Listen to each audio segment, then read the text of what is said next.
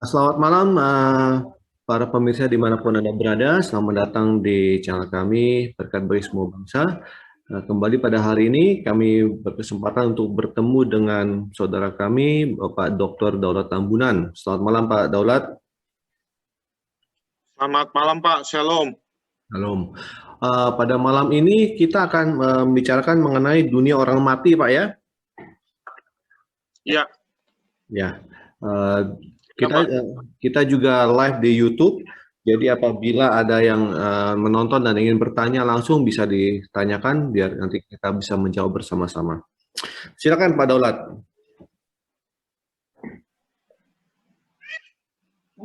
Ya, ini kita akan membahas satu topik yang menarik ya mengenai dunia orang mati atau dunia roh menurut perspektif 1 Samuel 28 ya.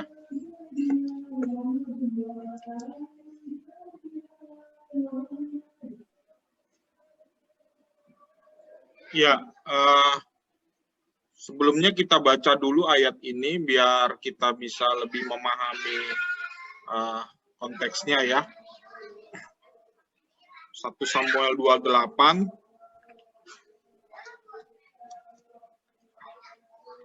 1 Samuel 28.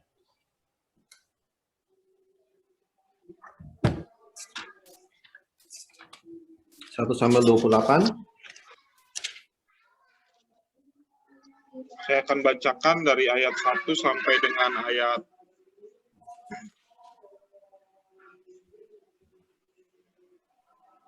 ayat 14 ya. Sorry, dari ayat 7 ya. 7 sampai dengan ayat 14. 1 Samuel 28 ayat 7 sampai dengan 14.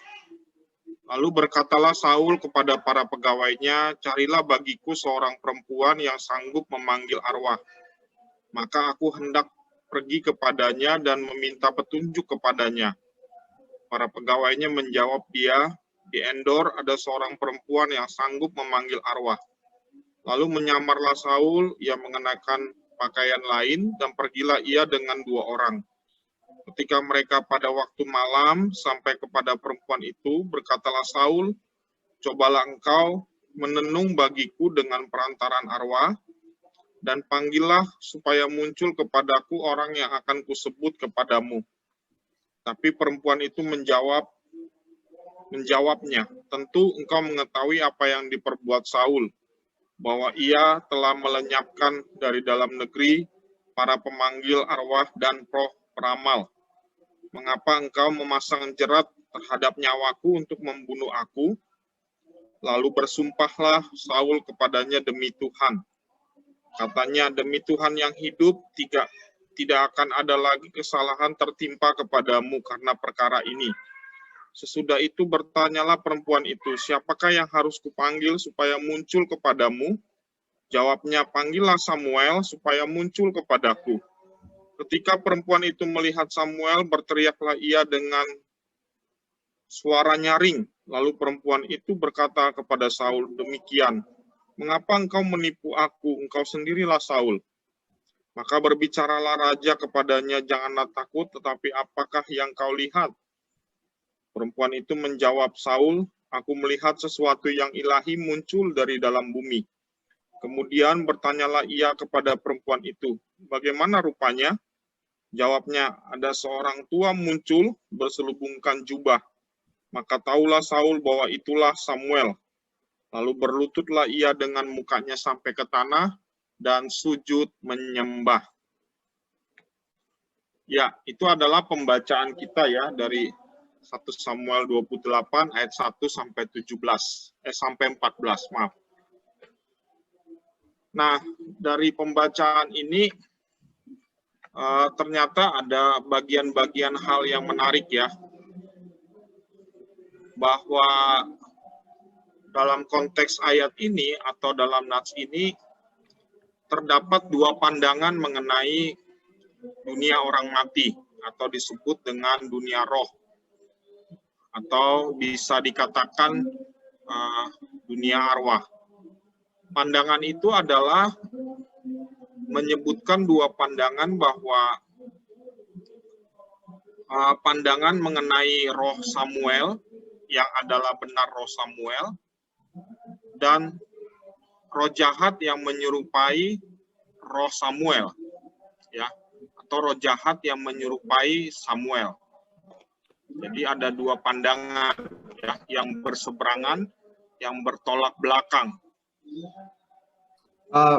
Maaf Pak, saya potong. Berarti seperti Bapak bilang ada yang berpandangan bahwa itu adalah roh Samuel, benar-benar roh Samuel, dan ada yang berkata bahwa itu bukanlah roh Samuel tapi roh jahat yang menyerupai Samuel. Menyerupai, ya. Saya mau tanya Jadi, sebelum kita lanjut Pak, apa signifikannya dari pandangan berdua itu? Mengapa sampai apa namanya? Mengapa signifikan untuk itu? Signifikannya menyebabkan jadi ada pandangan mengenai atau doktrin mengenai hubungan antara orang yang hidup dengan orang yang mati, Pak. Ya, karena ada pandangan yang berbeda mengenai bahwa orang mati tidak dapat lagi berhubungan dengan orang yang hidup. Ya, signifikannya di situ. Oke. Ya, melalui ayat ini atau cerita ini kita akan melihat konteks bagaimana ayat ini berbicara tentang dunia orang mati atau dunia roh yang berhubungan dengan orang hidup. Ya. Nah, jadi saya ulang kembali ya, dua pandangan ini dari ayat ini menyebabkan dua pandangan. Pandangan yang pertama bahwa itu bukan roh Samuel tetapi roh jahat yang menyerupai Samuel atau roh setan. Atau pandangan yang kedua itu benar-benar roh Samuel. Kita akan lihat satu persatu dari dua pandangan ini dengan berbagai alasan yang mereka kemukakan ya.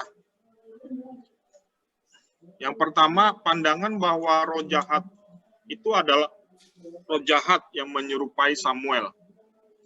Yang pertama, alasan yang pertama, bahwa praktek pemanggilan arwah atau nekromansi ini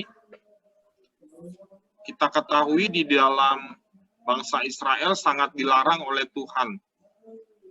Ya.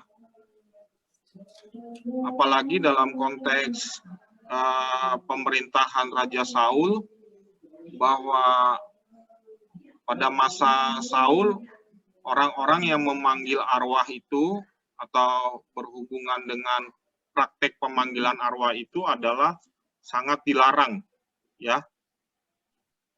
Bahkan orang-orang yang melakukan hal itu dibunuh, ya, dalam pemerintahan Saul. Lalu kalau ini benar adalah roh Samuel, berarti di sini ada ketidakkonsistenan ya antara Allah yang menetapkan aturan hukum ya dengan fakta yang terjadi dalam ayat ini atau cerita ini. Ya. Jadi alasan pertama demikian. Mengapa Allah sangat melarang orang Israel melakukan praktik pemanggilan arwah? Karena Allah adalah Tuhan mereka. Jadi tidak perlu memanggil arwah untuk apa? Ya. Imamat 19 ayat 31 mengatakan Tuhan adalah Allah mereka. Tuhan mereka, ya. Ulangan 18 ayat 10 sampai 12 mengatakan bahwa praktek pemanggilan arwah itu sangat menjijikkan di mata Tuhan. Kekejian di mata Tuhan. Dan bagi orang Israel, seharusnya mereka meminta petunjuk kepada Tuhan, bukan kepada roh orang mati atau arwah itu. Yesaya 8 ayat 18.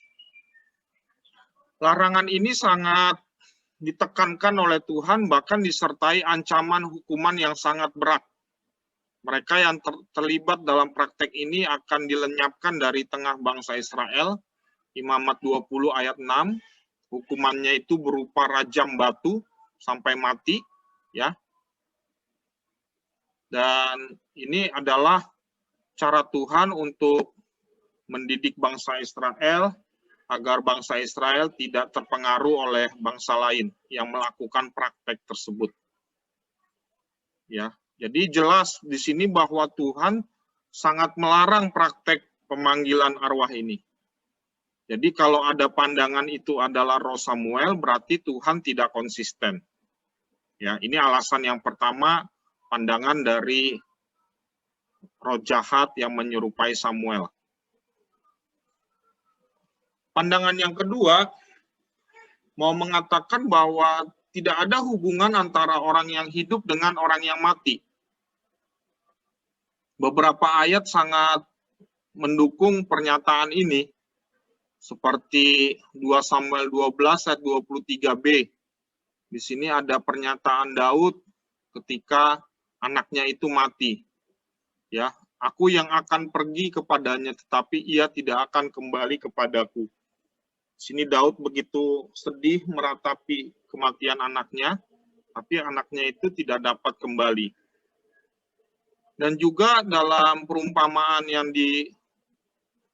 diceritakan Yesus tentang Lazarus dan orang kaya, mengatakan bahwa roh orang yang sudah mati tidak dapat kembali ke dalam dunia orang hidup. Ya. Lukas 16 ayat 27 sampai 31. Ayub 7 ayat 9 dan Yesaya 26 ayat 14. Itu juga menjelaskan tentang tidak ada hubungan lagi antara orang mati dengan orang yang hidup. Yang ketiga, kita ketahui bahwa iblis itu penipu. Dia bisa menggunakan tipu muslihat, cara, dan juga licik, ya. Tipu muslihatnya di Kisah Rasul 13 ayat 10, ia juga licik, 2 Korintus 11 ayat 3, dan juga dia dapat juga menyamar sebagai malaikat terang. Ya. Jadi itu adalah upaya iblis ya untuk menipu bahwa itu bukan roh Samuel tetapi roh jahat yang menyerupai Samuel. Alasan yang keempat, kita tahu bahwa Saul itu ditolak oleh Tuhan. Jadi, jika memang Tuhan sudah menolak Saul, buat apa lagi Tuhan berbicara melalui roh Samuel? Apalagi pakai jasa pemanggil arwah lagi. Ya. Seharusnya Samuel meminta petunjuk dari nabi-nabi, ya, imam. Tetapi dalam hal ini memang Saul sudah ditolak oleh Tuhan. Saul sudah menggunakan berbagai cara, tapi tidak bisa ya. Jadi kalau memang Tuhan sudah tidak mau berbicara, buat apa dia berbicara lagi dalam konteks ayat ini? Ya. Jadi pertimbangan alasan yang keempat ini bahwa ini bukan roh Samuel, tetapi roh jahat. Itu juga dibuktikan dengan ada roh jahat yang dikirim oleh Tuhan ya kepada Saul. Karena roh Tuhan itu sudah undur dari Saul. Yang kelima, ada penafsiran yang mengatakan pendapat ini dijadikan alasan yang kelima bahwa roh itu muncul dari dalam bumi. Tadi 1 Samuel 28 ayat 13 yang tadi saya baca. Ada pendapat yang mendukung hal ini, ya, bahwa roh itu kembali kepada Tuhan. Tanah atau manusia itu secara debu tanah daging kembali kepada bumi. Jadi tidak mungkin itu roh Samuel yang dari Tuhan karena dia muncul dari dalam bumi. Ya. Ayat yang mendukung bahwa roh itu kembali kepada Tuhan seperti Pengkhotbah 12 ayat 7, ya. Penyamun yang di sebelah kanan Yesus, yang langsung Tuhan katakan kau bersama-sama dengan aku di Firdaus, Lukas 23 ayat 43. Paulus juga yang sering menggambarkan bahwa orang-orang yang hidup dan mati, yang akhirnya mati di dalam Tuhan, akan kembali kepada Bapa, ya. Yesus sendiri kembali kepada Bapa, ya. Dan juga kitab Wahyu menceritakan jiwa orang benar itu berada di sorga. Jadi tidak mungkin seseorang itu atau roh Samuel, kita tahu Samuel adalah nabi Tuhan, dia keluar dari dalam bumi. Jadi tidak masuk akal menurut pandangan ini. Alasan yang keenam, ada ucapan dari Samuel yang nampaknya tidak jelas, ya. Di 1 Samuel 28 tadi ayat yang ke-19. Saya bacakan, ya. Juga orang Israel bersama-sama dengan engkau akan diserahkan Tuhan ke dalam tangan orang Filistin. Dan besok engkau serta anak-anakmu sudah ada bersama-sama dengan aku. Juga tentara Israel akan diserahkan Tuhan ke dalam tangan orang Filistin. Di sini ada pernyataan bahwa engkau dan anak-anakmu, berarti Saul dan anak-anakmu itu berada bersama dengan aku. Padahal Saul itu ditolak oleh Tuhan, anak-anaknya juga, ya, tidak berkenan kepada Tuhan. Mengapa bisa bersama-sama dengan Samuel? Ya, Samuel yang berkenan kepada Tuhan. Mengapa ada ayat seperti ini? Berarti Jadi, Samuel, kita bisa simpulkan bahwa Samuel itu adalah di Firdaus dan Saul sebenarnya nanti tidak diterima di Firdaus. Iya, karena ditolak oleh Tuhan. Iya. Oke. Ya, jadi ada semacam ketidakkonsistenan dari ayat ini yang mau menjelaskan tentang itu adalah roh Samuel. Nah, 6 alasan inilah yang menjadi argumentasi bahwa itu bukan roh Samuel, tetapi roh jahat yang menyerupai Samuel, atau dikatakan roh jahat yang berkedok atau menyamar sebagai Samuel. Begitu, Pak. Ini pandangan yang pertama dan alasan-alasannya. Ya, maaf saya tanyakan Pak ya. Ini jadi Ya. pandangannya yang tadi Bapak berikan adalah pandangan bahwa itu bukanlah roh Samuel tapi adalah roh jahat. Roh jahat yang apa namanya? Yang menyerupai Samuel. Saya boleh tanya Pak ya? Silakan Pak. Ini terutama untuk beberapa ayat yang tadi Bapak berikan. Kita tadi coba masuk ke Lukas 16 yang mengenai Lazarus.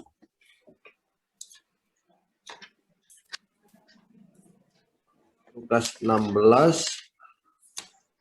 ayat 19 sampai 31 kan Pak ya? Iya.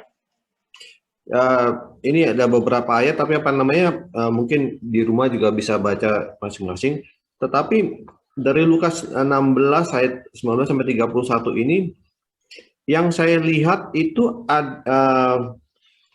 bahwa roh itu tidak bisa kembali lagi, itu bukan mohon maaf itu kalau saya salah. Tapi di sini tidak menyatakan bahwa roh akan tidak bisa kembali lagi ke bumi. Tapi yang dijelaskan sini adalah yang dari Firdaus dan Hades tidak bisa menyeberang. Ayat 26, selain daripada itu di antara kamu dan di antara kami dan engkau terbentang jurang yang tak terseberangi, supaya mereka yang mau pergi dari sini kepadamu ataupun mereka yang mau datang dari situ kepada kami tidak dapat menyeberang. Iya, Pak. Apa namanya? Saya tidak melihat adanya ayat secara spesifik yang menyatakan bahwa roh orang meninggal tidak bisa kembali ke bumi lagi. Terus maaf, ini saya Ayub 7 ayat 9. Ayub 7 ayat 9. Sebagaimana awan lenyap dan melayang hilang, demikian juga orang yang turun ke dalam dunia orang mati tidak akan muncul kembali. Ini kalau kita melihat dari perikopnya Ayub 7 ini, menurut saya ayat 9 ini menyatakan bahwa orang yang sudah mati tidak bisa hidup kembali, maksudnya tidak bisa terlahir kembali. Bukan masalah rohnya yang kembali ke bumi. Tapi saya melihatnya bahwa orang yang sudah mati tidak bisa terlahir kembali. Begitu, Pak. Menurut Pak Daulat bagaimana tanggapannya, Pak? Ya, memang ayat-ayat itu juga tidak serta-merta dengan jelas ya untuk menjelaskan dengan kuat ya pandangan mengenai roh jahat ini ya. Tentunya ada beberapa alasan kelompok ini mengemukakan itu dengan mencomot ayat itu ya. Ayat-ayat itu ya, benar. Ya. Tetapi saya mau menjelaskan sedikit bahwa konteks Lukas 16 ayat 26 ini berbicara tentang di mana di mana orang kaya itu mau meminta air ya. Iya, minta air, minta Lazarus mencelupkan jarinya ke air agar dia bisa minum. Iya, karena kepanasan ya, Benar. Jadi dibakar dibakar itu ya. Iya. Nah, di sini memang dijelaskan mau menjelaskan tidak ada maksud saya jaraknya itu memang tidak bisa terseberangi dalam artian tidak ada hubungan lagi antara sorga dan neraka. Benar. Ya.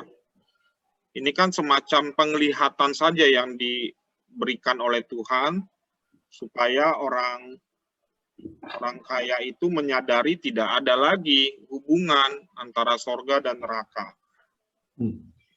Itu mau menjelaskan itu kalau di ayat itu. Iya, benar. Ya. Yang mau dijelaskan dari perikop ini adalah tentang di mana orang kaya itu meminta salah seorang dari utusan sorga ya, atau malaikat, ayat 27, untuk berbicara kepada saudara-saudaranya orang kaya itu. Ya, di rumah ayahnya. Nah, di situ mau menjelaskan bahwa sudah ada Musa dan para nabi, dan sudah ada orang-orang hamba-hamba Tuhan. Dan sini juga mau menjelaskan tidak ada lagi hubungan antara orang mati dengan orang hidup. Ya. Kalau boleh saya tambahkan, Pak ya, mungkin ya. Dari dari tafsiran saya, Lukas 16 terutama ayat 31.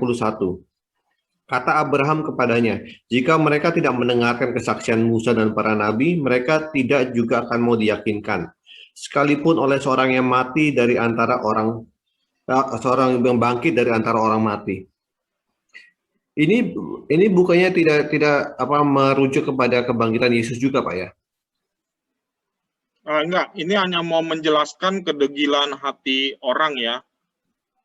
Kalau dia memang benar-benar tidak mau mendengarkan firman Tuhan, siapapun yang akan datang tidak akan didengarkan ya. Ini maksudnya mau menjelaskan konteks kedegilan hati atau ketidaktaatan orang-orang yang tidak mau mendengarkan firman Tuhan. Ya. Ya memang kalau kita selidiki ayat-ayat pendukung ini agak kurang pas ya. Ya. Kalau kita selidiki pandangan ini ya. Seperti yang tadi Bapak ungkapkan di Ayub 7 ayat 9 ya. Pernyataan dari Lukas 16 ini juga agak kurang mengena ya untuk konteks hubungan dunia orang mati dengan orang yang hidup dengan dunia orang mati. Iya. Ya, tetapi ayat ini menjadikan suatu alasan yang kuat ya untuk dipakai bahwa tidak bisa ada hubungan antara orang yang hidup dengan orang yang mati. Selalu dipakai untuk selalu dipakai untuk menjelaskan bahwa orang yang hidup tidak lagi bisa berkomunikasi, tidak lagi bisa dipanggil ke dalam dunia orang hidup. Ya, begitu maksudnya, Pak. Ya. Silakan, Pak. Mungkin pandangan yang kedua kita bisa masuk, Pak, sekarang ya. Ya, pandangan yang kedua ini pandangan yang menurut saya sangat masuk akal ya. Mengapa saya katakan demikian? Yang pertama bahwa yang mengatakan itu adalah Samuel, itu adalah ayat itu sendiri. Ya. Melalui narasi dan percakapannya. Coba kita lihat satu persatu ya, kita telaah ya. 1 Samuel 28. Mulai dari ayat yang ke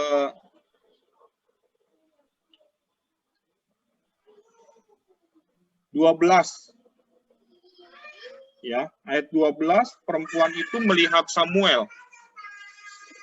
Kalau ayat ini berbicara bahwa itu bukan roh Samuel, berarti dia akan menulis perempuan itu melihat arwah. Ya. Perempuan itu melihat roh jahat. Atau roh setan. Ya. Lalu di ayat yang ke-14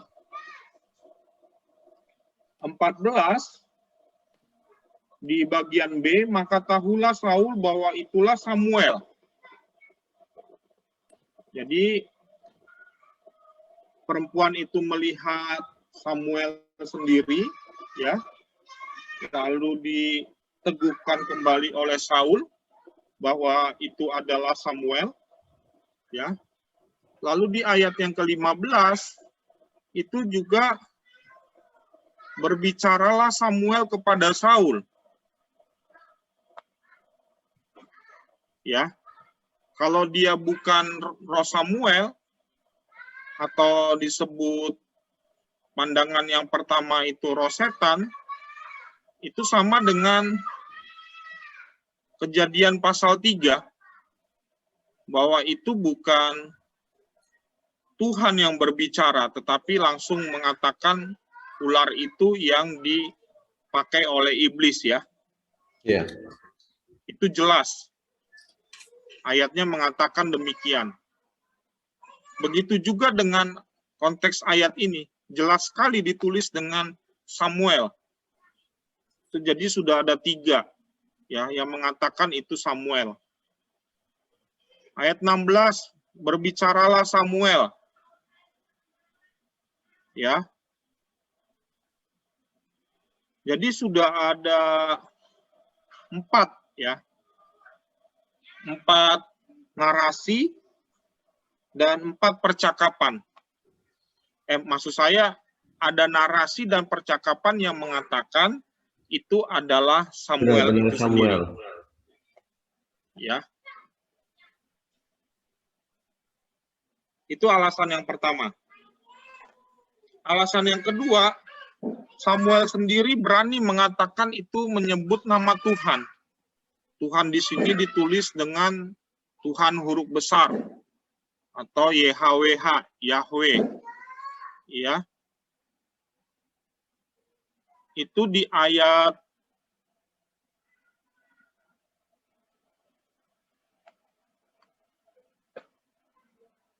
ayat 16 ya. Lalu ayat 17,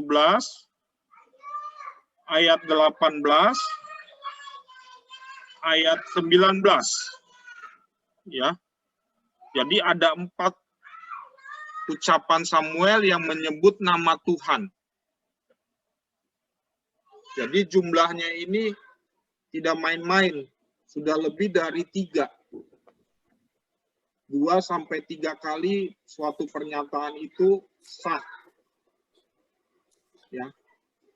Tidak dapat diragukan lagi. Dan di sini benar-benar Samuel tidak memakai kata Elohim atau Allah, ya, tapi langsung menyebut nama Tuhan. Kita tahu tidak boleh sembarangan menyebut nama Tuhan yang konteksnya Yahweh pada zaman dahulu.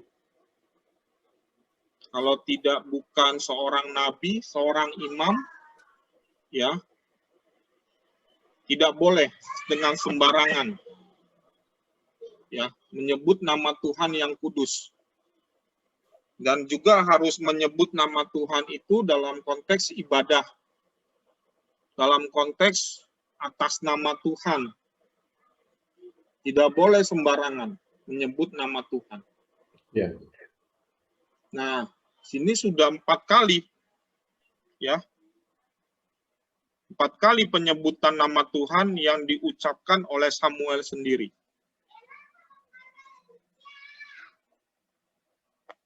Yang ketiga, apa yang diucapkan oleh Samuel itu pesannya atau teksnya itu sama dengan apa yang diucapkan oleh Samuel semasa Samuel hidup.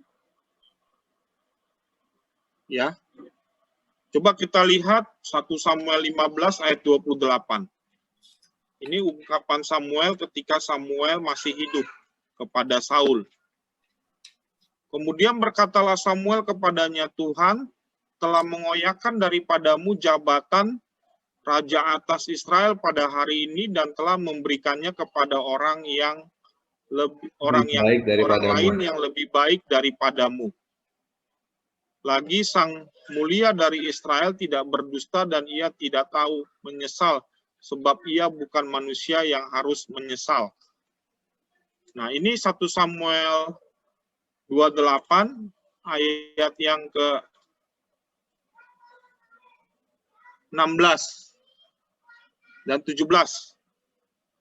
Lalu berbicaralah Samuel, mengapa engkau bertanya kepadaku, padahal Tuhan telah undur daripadamu dan telah menjadi musuhmu. Tuhan telah melakukan kepadamu seperti yang difirmankannya dengan perantaranku, yakni Tuhan telah mengoyakkan kerajaan dari tanganmu dan telah memberikannya kepada orang lain, kepada Daud. Ya. Sama, ya. Teksnya sama, pesannya sama, spiritnya sama. Ya, inilah yang meneguhkan bahwa itu bukan roh jahat, tetapi memang roh Samuel. Kalau kita bandingkan dengan Kejadian pasal 3, di situ jelas bahwa iblis itu memutarbalikkan ya perkataan Tuhan. Ya. Memutarbalikkan perkataan Tuhan, firman Tuhan. Bukankah ya?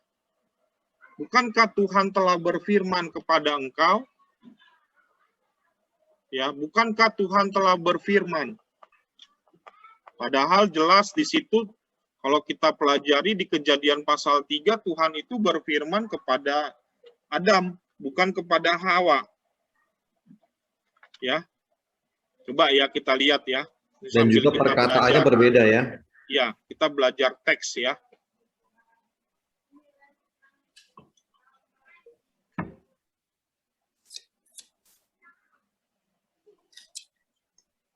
Tentulah Allah berfirman, semua pohon dalam taman ini jangan kamu makan buahnya, bukan? Itu ayat berapa, Pak?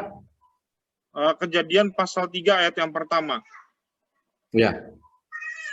Ya, lalu sahut perempuan itu kepada ular itu, buah pohon-pohonan dalam taman ini boleh kami makan, tapi tentang buah pohon yang ada di tengah-tengah taman, Allah berfirman, jangan kamu makan, ataupun raba buah itu, nanti kamu mati.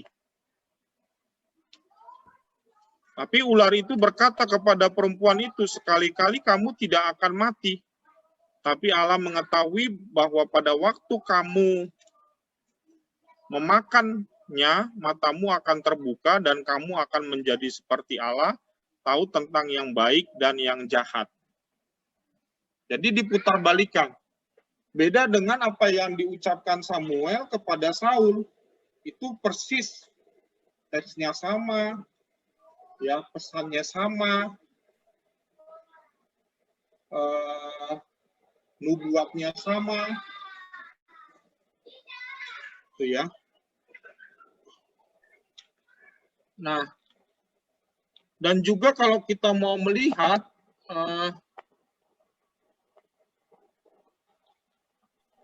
kalau itu bukan roh Samuel, atau kalau kita memakai pandangan yang pertama itu roh jahat atau roh setan, tidak mungkin dia berkata hal-hal yang baik.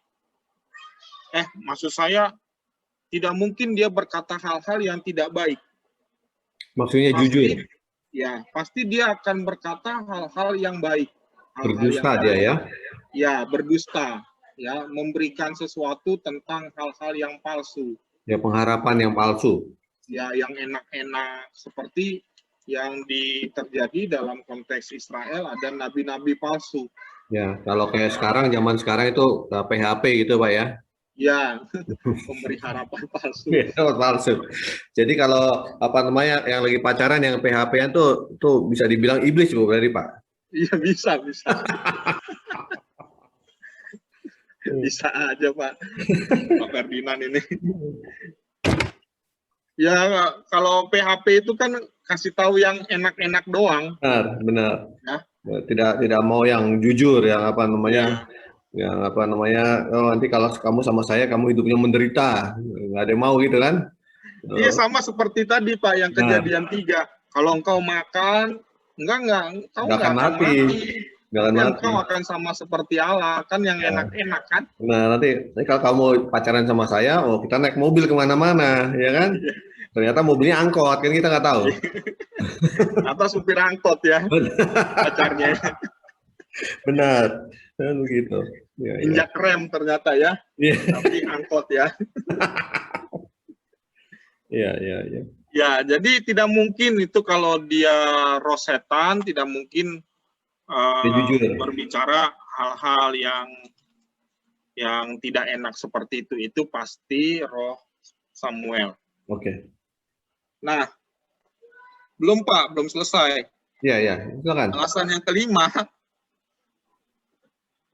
pemunculan roh Samuel ini ternyata tidak disebabkan oleh ritual, aktivitas pemanggilan arwah.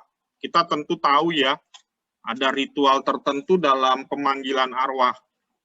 Ya, seperti misalnya arwah itu masuk ke dalam diri seseorang. Dalam hal ini pastilah yang dipakai medianya perempuan itu. Ya, nanti roh arwah itu masuk ya dalam diri seseorang, atau perempuan itu, lalu dia berbicara melalui perempuan itu atau jasa pemanggil arwah itu.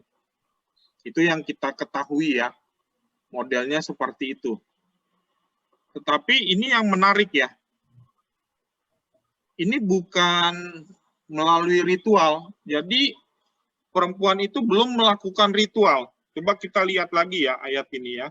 Ayat 12. Ayat 12, ini kan masih Baru mulai itu, belum baru dialog ya, antara Iya. Saul dengan perempuan itu baru dialog di ayat 10 sampai 11. Lalu tiba-tiba perempuan itu melihat Samuel. Dan dia berteriak. Ya, teriak dengan suara nyaring. Karena yang dilihat itu bukan setan atau bukan arwah yang biasa dia lakukan sehari-hari, tetapi benar-benar Samuel. Ya, roh Samuel itu sendiri. Kaget dia. Ya. Nah, justru menarik hal di sini yang lebih meneguhkan bahwa ini bukan roh jahat atau roh setan.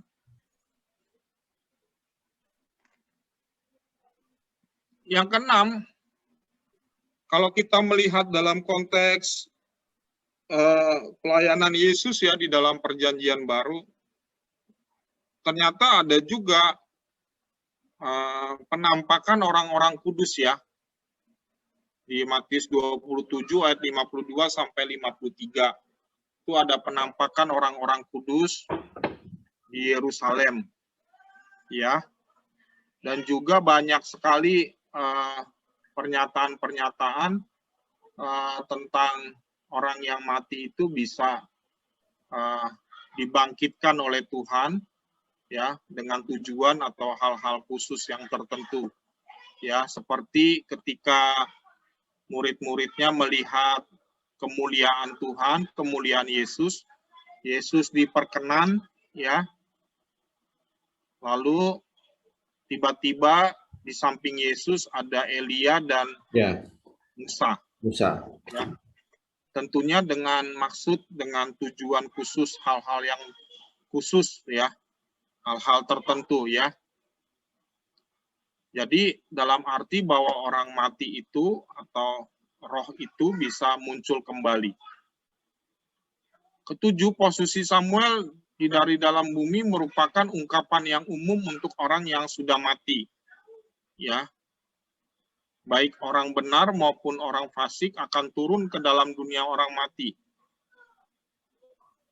Ya, ini untuk menjawab bahwa bumi itu sebagai pernyataan umum. Jadi ya, maksudnya naik turun itu bukan naik atau turun secara harafiah, tapi sebagai ungkapan aja bahwa karena dia sudah mati, dia muncul kembali itu dari dalam bumi, gitu maksudnya Pak ya? Iya betul. Jadi ungkapan umum saja bahwa itu bahwa orang mati itu kan masuk ke dalam bumi. Jadi bukan hal yang supaya kita bisa mencernanya secara masuk akal ya, bahwa orang mati memang kembali ke bumi. Dari dalam orang matilah Samuel itu muncul, karena konteksnya memang Samuel sudah mati. Ya. Tetapi kalau menurut saya, apapun caranya, kalau Tuhan mau melakukan segala sesuatu, dia bisa munculkan dari mana-mana tempat ya. Ya. Dari mana-mana tempat, entah itu dari dalam bumi kah, dari atas kah, seperti pernyataan Tuhan Yesus, kemuliaan Tuhan Yesus, ada Musa dan ada Elia, ya dari atas, ya, atau dari kuburan yang terbuka, orang-orang kudus di Matius 27 ayat 52 sampai 53 tadi, ya, munculnya bisa dari mana saja, ya. Kalau Tuhan yang berkehendak, yang Tuhan yang melakukan sesuatu, dia bisa muncul dari mana saja. ya. Ya. Nah, itu Pak, pandangan bahwa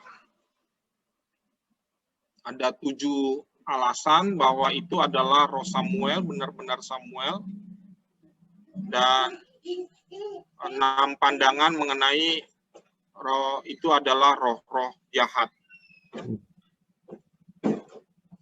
Jadi apa namanya? Secara pribadi Bapak cenderung percaya bahwa itu adalah benar-benar roh Samuel, Pak ya? Ya, saya secara pribadi punya pandangan yang kedua, menganut pandangan yang kedua, dengan berbagai alasan yang tadi saya ungkapkan. Kalau mengenai yang pasal ayat 19 ini Pak, 1 Samuel 28 ayat 19. Juga orang Israel bersama-sama dengan engkau akan diserahkan Tuhan ke dalam tangan orang Filistin, dan besok engkau serta anak-anakmu sudah ada bersama-sama dengan Daku. Juga tentara Israel akan diserahkan Tuhan ke dalam tangan orang Filistin.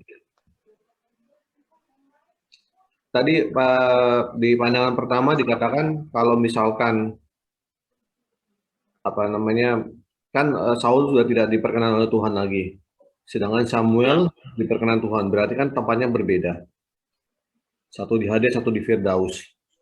Ya. Maksud ayat 19 ini apa berarti dong? Ya, sebenarnya bicara tentang ayat 19 ini artinya bahwa Saul itu akan mengalami kematian, ya, sama seperti dengan Samuel mengalami kematian, ya. Artinya bahwa bersama-sama dengan aku itu artinya Saul itu akan mati, tetapi dengan mati yang tidak terhormat karena dia ditolak oleh Tuhan, ya. Mau mengatakan bahwa anak-anakmu, ya, dan engkau juga akan mati, tapi apa yang dialami kematian itu sesuai dengan apa yang dikatakan oleh Samuel kepada Saul, bahwa kerajaannya itu akan diberikan kepada Daud, dan Saul akan mati dan anak-anaknya tidak mewarisi kerajaannya, ya. Jadi maksudnya itu apa, bersama-sama dengan Daku itu adalah dalam dunia kematian, ya?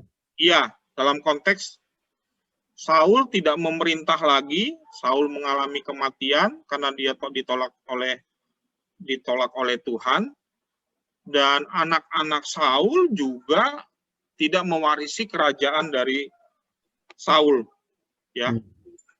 Jadi bukan kalau konteksnya, kita tahu sistem kerajaan kan raja, anak-anaknya yang menggantikan. Jadi konteksnya bukan berarti bahwa mereka bersama-sama dalam Firdaus, ya? Iya, bukan itu maksudnya. Oke. Pertanyaan dong, Pak. Ya, silakan, Pak. Ini untuk masih banyak juga yang bertanya-tanya. 1 Samuel 28 ini kan sudah menceritakan bahwa Samuel sudah mati, sudah meninggal, Pak ya? Iya. Jadi Samuel sudah tidak ada di bumi lagi. Penulis 1 Samuel dan 2 Samuel itu siapa, Pak? Iya. Penulis 1 Samuel dan 2 Samuel itu sebenarnya 1 Samuel ini kan kalau konteks 1 Samuel, coba kita lihat ya, 1 Samuel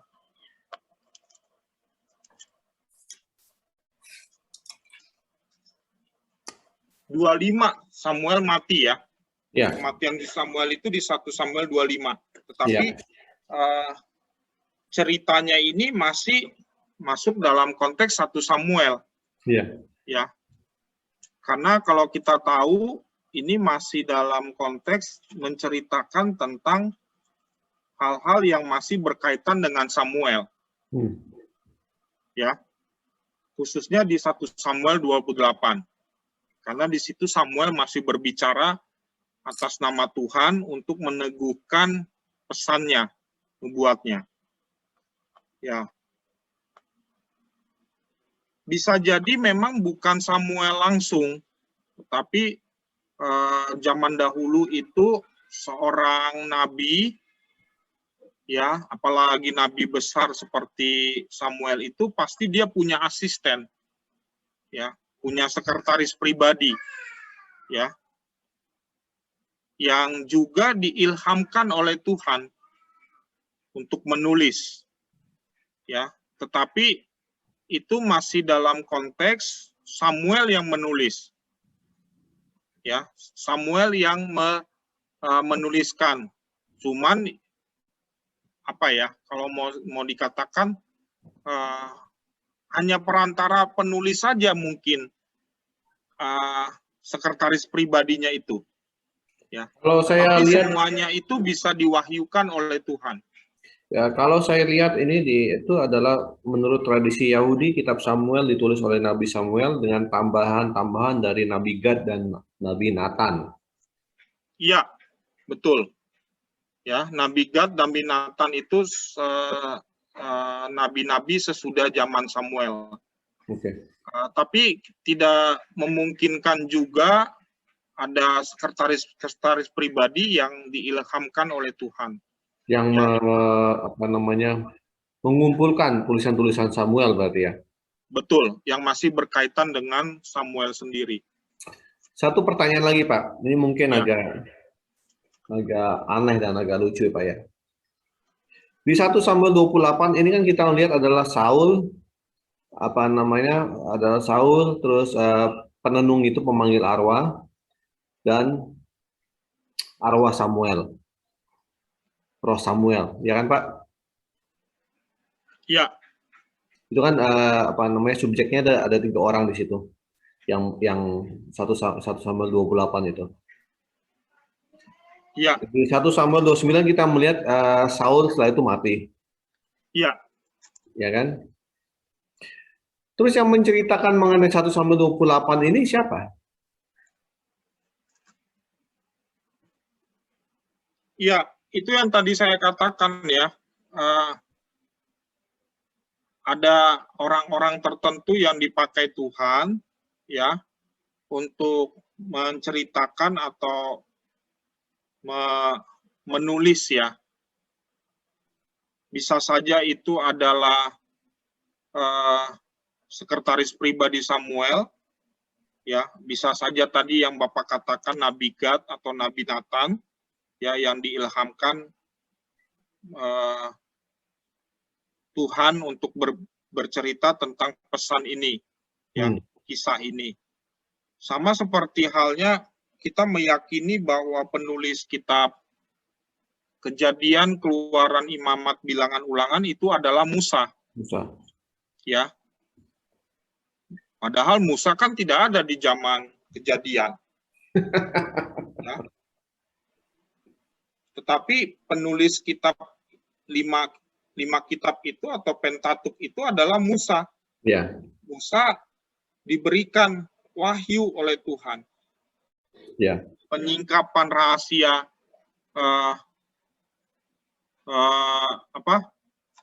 penciptaan itu, ya, sehingga Musa dapat menuliskannya itu. Saya menduga memang peristiwa Musa ada di Gunung Sinai itu selama 40 hari, itu di situ Tuhan mengungkapkan semuanya untuk dituliskan. Memperlihatkan. Selain dari kitab Taurat itu ya. Hukum Taurat itu. Tuhan saya memperlihatkan yakin, ya. Betul. Ya, saya yakin di situ Tuhan memperlihatkan, mengungkapkan itu. Karena di situ Musa bertemu muka dengan muka ya, katanya, dengan Tuhan. Ya.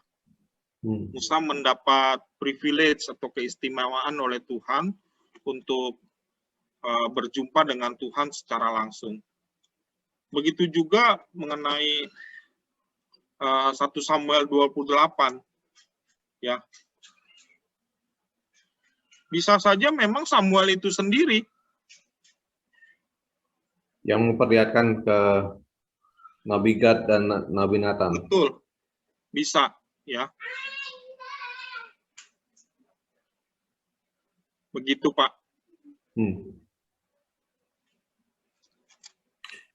sekarang begini Pak, apa namanya, dengan kita mempunyai pandangan roh yang sudah mati datang ke dunia lagi dan sebagainya. Bagaimana cara kita sekarang, karena sekarang terlebih lagi di Indonesia Pak ya, Pak namanya sangat sangat kental dengan apa namanya, ya, hal-hal mistik. Kalau kita lihat di berita-berita beberapa minggu lalu, itu kan ada heboh mengenai babi ngepet Pak ya. Oh, iya. Nah, itu kan artinya itu bahwa orang Indonesia itu masih kental dengan mistiknya, dengan hal mistis. Sehingga Iya, banyak juga yang mengatakan, oh ini apa namanya, saya bisa memanggil roh, saya bisa membawa ini. Bagaimana kita bisa mengatakan bahwa, ya kita meyakini bahwa orang-orang yang memanggil roh itu adalah roh jahat yang datang. Tetapi bagaimana cara kita bisa mengatakan bahwa itu yang datang adalah roh jahat, bukan, dan itu bukan roh orang itu sendiri dalam keadaan di Indonesia ini sekarang Pak. ya ini kan Indonesia ini kan memang masih kental dengan praktek mistik atau okultismenya ya. Iya. Karena budaya yang berkaitan dengan itu masih memegang atau mengakui ya. Dan kita sebagai orang Kristen juga masih percaya dalam Alkitab juga masih ada hal-hal yang berhubungan dengan praktek okultisme. Iya. Seperti penyembahan berhala, ya, penyembahan kepada dewa-dewa, itu dikatakan di dalam Alkitab sebagai praktek okultisme, ya. Tetapi semuanya itu adalah rekayasa setan, ya, bukan itu adalah arwah atau orang mati yang melakukan itu. Ya memang ada kebudayaan tertentu ya yang memang masih mempercayai tentang orang mati ya, orang mati atau arwah. Tetapi Alkitab sangat mau menjelaskan bahwa selain dari hal-hal tertentu dengan maksud tujuan atau hal-hal khusus tertentu, Tuhan mau berbicara kepada seseorang atau mau mengadakan sesuatu, semuanya itu bukan dari Tuhan. Ya, selain pengecualian yang tadi yang saya katakan ya, contoh-contoh yang tadi. Selain itu, di luar itu bukan dari Tuhan. Artinya itu adalah rekayasa setan. Ya. Rekayasa roh jahat untuk menipu manusia. Artinya tujuannya adalah untuk semata-mata pengagungan kepada setan, kepada roh jahat. Membedakannya bagaimana? Tadi jelas membedakannya adalah kalau itu berbicara tentang hal-hal setan, roh jahat, itu pasti berbicara hal-hal yang baik. PHP tadi. Ya. Berbicara hal-hal yang aspal, asli tapi palsu. Berbicara tentang hal-hal yang enak. Ya. Janji-janji. Ya. Janji-janji palsu. Ditepati sih janjinya, tetapi anak kita misalnya jadi korban. Ya. Ada tumbalnya. Ada yang harus kita serahkan sebagai korban, sebagai persembahan. Ya. Jadi jelas perbedaannya di situ. Jadi kalau saya boleh simpulkan sedikit Pak ya, kalau Tuhan itu tidak ada syaratnya, tapi kalau roh jahat itu selalu ada syaratnya Pak ya. Iya, Tuhan itu juga ada syaratnya Pak, tetapi bukan syarat seperti yang korban manusia atau tumbal, Tuhan selalu mengatakan semua pasti ada syaratnya, tidak ada yang tidak ada syaratnya. Oke. Supaya kita tidak main-main terhadap komitmen kita kepada Tuhan. Tetapi dalam konteks setan atau iblis, dia selalu meminta syarat fisik atau jasmani kita. Jadi asli tapi palsu. Dia meniru-niru syarat dari Tuhan, ya, tetapi mengorbankan atau merugikan manusia itu sendiri. Beda dengan syarat yang diminta oleh Tuhan kepada kita sebagai bentuk komitmen kita, tetapi kita sangat diberkati atau sangat diuntungkan mengenai hal itu. Tapi beda dengan iblis, setan. Dia meminta syarat, tetapi kita sendiri akhirnya ujung-ujungnya sangat dirugikan. Sangat dirugikan. Contoh misalnya, seseorang yang menyembah kepada setan, ya, meminta kekayaan, dikasih kekayaan, karena setan juga punya kuasa kekayaan. Tetapi akhirnya dia meminta korban, ya, tumbal, ya, entah anaknya akan menjadi mati sebelum waktunya, ya, atau ada kekurangan tertentu dari anaknya atas korban atau tumbal tersebut.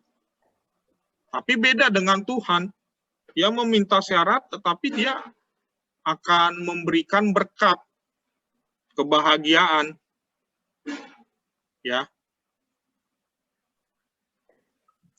Jadi kalau Tuhan itu nggak merugikan. Enak di awal, tetapi enak di belakang. Iya. Setan itu enak di depan, nggak enak di awal. Ya misalnya barang siapa mau mengikut aku, ya harus memikul salibnya. Orang yang dapat memikul salibnya itu akan mendapat upah, berkat sorga. Jadi nggak enak di awal, ya. Tapi enaknya di belakang. Beda dengan setan, enaknya di awal, nggak enaknya di belakang. Di belakang. Itu pola ya, pola yang ditiru oleh setan, itu yang saya katakan asli tapi palsu. Terbalik berarti ya? Betul, Pak. Ya. Terima kasih Pak Daulat atas waktunya ini untuk mengenai pembicaraan kita mengenai dunia orang mati. Sangat membuka wawasan kita semua Pak ya, karena ini bukan hanya mengenai dua pandangan mengenai Roh Samuel itu, tapi kita melihat bahwa bahwa memang seperti yang terjadi di Indonesia, okultisme, pemanggilan arwah dan sebagainya itu memang masih banyak. Dan memang itu sebagai orang Kristen kita juga harus berani untuk menentangnya ya, karena memang itu tidak sesuai dengan iman kita terhadap Tuhan Yesus Kristus. Mungkin sebagai kesimpulan Pak, supaya jangan ada pernyataan bahwa seolah-olah saya sangat mendukung pemanggilan arwah ya. Padahal ini sebenarnya kalau kita lihat konteks ayat ini memang tidak ada praktek pemanggilan arwah ya. Benar. Ya, karena tidak melalui hal itu tiba-tiba muncul Samuel. Tapi saya mau menjelaskan pernyataan penerimaan saya dalam pandangan yang kedua bukan dukungan terhadap nekromansi tadi ya.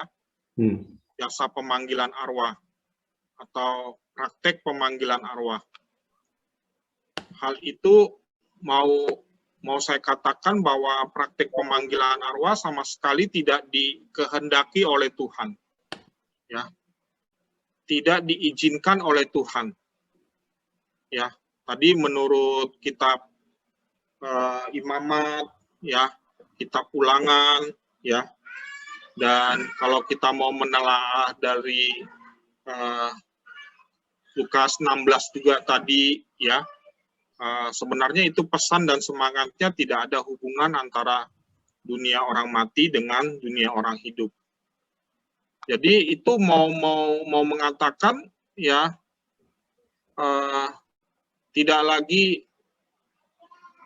tidak diperbolehkan praktek nekromansi itu, praktek pemanggilan arwah itu. Tetapi mengenai kasus Samuel ya 1 Samuel 28 itu jelas ya, yang muncul itu bukan setan yang menyerupai roh Samuel, tetapi benar-benar itu Samuel itu sendiri. Begitu Pak kesimpulan yang boleh saya ungkapkan dari pelajaran ini. Ya, terima kasih Pak Daulat atas waktunya. Ya, 1,5 jam kita ya. Nggak masalah, itu memang belajar memang kan lama Pak ya, memang harus sering-sering belajar mengenai. Untuk para pemirsa dimanapun berada juga, kita setiap Selasa kita akan melakukan diskusi teologi dan kita juga akan live di YouTube. Jadi apabila Bapak Ibu berkenan untuk mengikuti minggu depan, setiap hari Selasa mulai pukul 8 malam, bisa melakukan memberikan pertanyaan-pertanyaan yang akan ditanyakan live secara langsung. Nah, nanti akan kita coba untuk menjawab satu persatu. Saya kira untuk sekarang sampai situ saja Pak Daulat. Terima kasih atas waktunya. Ya Pak, terima kasih. Tuhan memberkati kita Tuhan semua memberkati. ya. Oke, terima kasih Pak Daulat. Selamat malam. Selamat malam. Dadah. Dadah.